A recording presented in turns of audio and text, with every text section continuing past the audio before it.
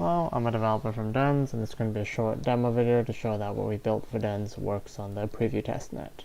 So before we get into the demonstration, we're going to briefly talk about what we've actually built for DENS.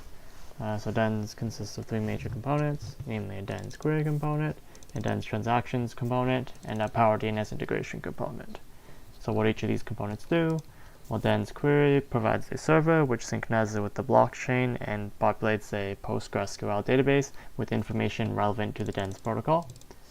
So the DENS transactions component, this provides a CLI interface to create and submit transactions to interact with the DENS protocol. So the three ways one can interact with the DENS protocol is one can initialize the protocol, then one can register a domain with the protocol, and one can update the resource records associated with a previously purchased domain with the protocol. Okay, so for this demonstration, I've already initialized the DENS protocol for the preview testnet, so we'll only see how to register the domain and update a record for the protocol. Okay, so the next thing and the final thing is the PoA DNS integration component.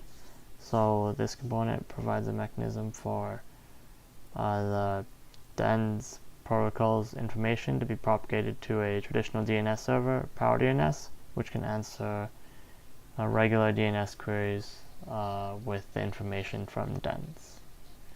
Okay, so those are the three major components. So let's get on to the demonstration.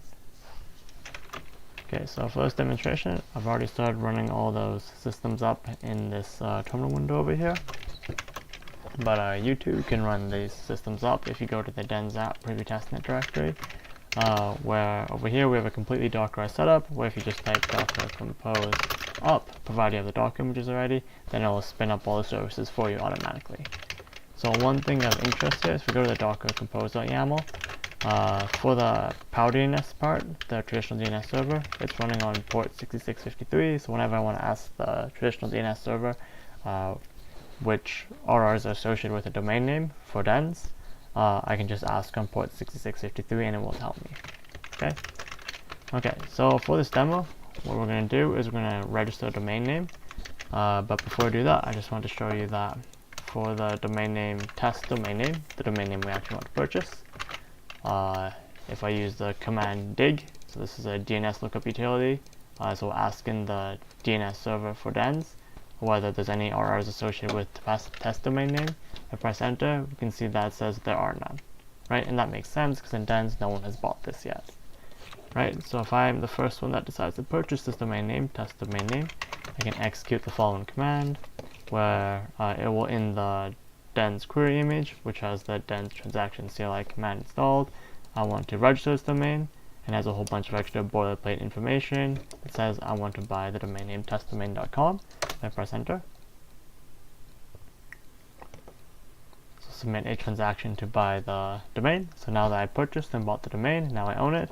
I want to associate testdomain.com with some RRs, some resource records. To do that, I'll execute the following command. So it's more or less the same thing as last time. I'm going to use the DENS transaction CLI with the sub command update record with a whole bunch of extra boilerplate information over here. And I'm going to say with the domain name testdomain.com, I want to have the resource record, an A resource record with time to live 270 and with IPv4 address 696969, and then the SOA record with time to live 30 with the actual content, whatever's over here. Right, so the syntax is the time to live, comma, then the actual content of the record. So I press enter there.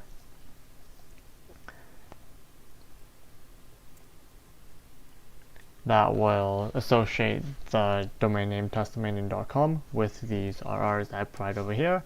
So then finally, if I want to test that these RRs, this domain name is actually associated with these RRs, I can use dig again and press enter to verify that eventually the domain names will be associated with the given RRs. So right now we see that there's nothing associated. That's probably because it takes a little bit of time for the information to propagate from the blockchain to the database. So let's just give it a few more seconds and see if it will change.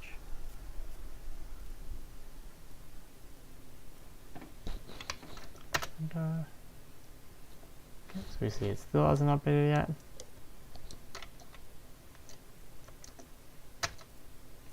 And there we go. See, so it says answer 1. Then we can see in the answer section, it says testdomain.com, has time to live 270, with data 696969.